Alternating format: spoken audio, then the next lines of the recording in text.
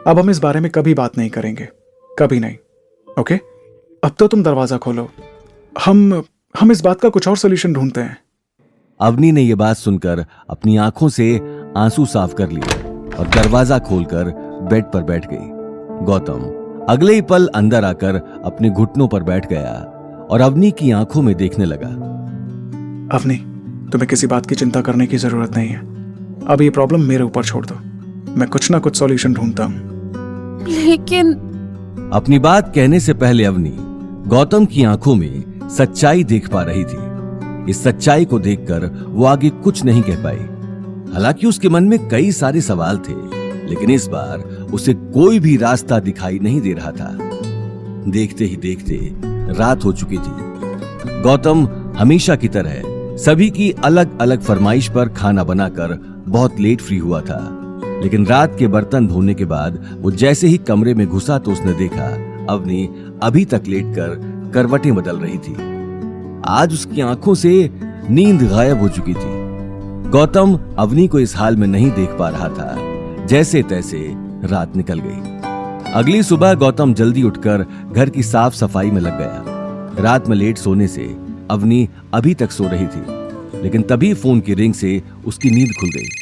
उसने जैसे ही उठकर फोन चेक किया तो स्क्रीन पर दादी सा का नाम दिखाई दिया। दादी सा का नाम पढ़ते ही उसके चेहरे का रंग उड़ गया। ये देखकर गौतम अपना काम छोड़कर उसके पास आ गया।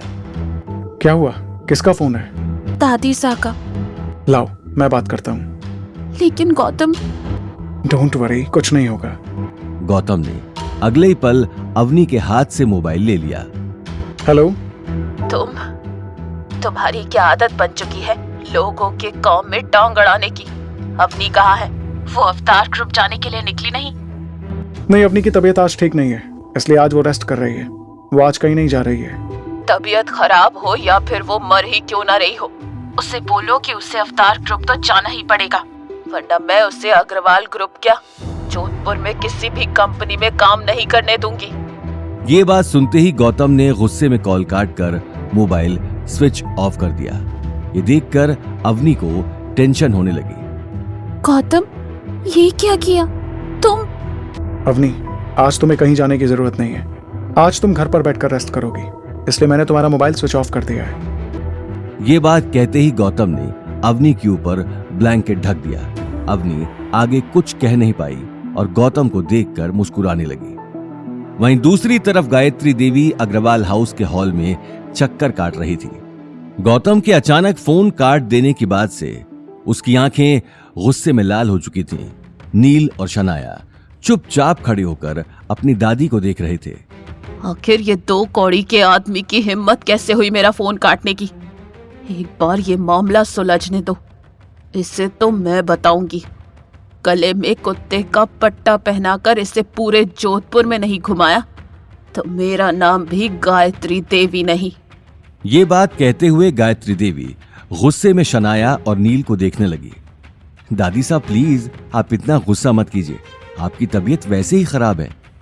कैसे ना करूं गुस्सा? जिन लोगों की मेरे सामने आवाज भी नहीं निकलती थी वो मेरा फोन काट रहे हैं। इस बात से मुझे गुस्सा नहीं आएगा। हम मिलकर सॉल्यूशन ढूंढते हैं, लेकिन अभी आप प्लीज शांत रहिए।